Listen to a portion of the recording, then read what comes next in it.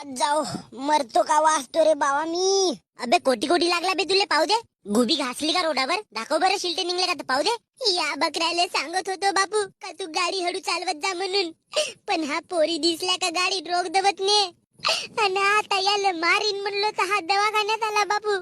अव माझे माय गाडी तुझा बकरा नव्हता चालवत का व. मायलेकाचा आवाज तर पुरा शेम टू शेम आहे रे. तू लगीत मुधराज बेडेंग्या. माकू पोरी दिसल्यावर का बावरसतेस बे. याचा लग्न लावून दे बरं मावशी. हा उतावला होत्या गदडीचा.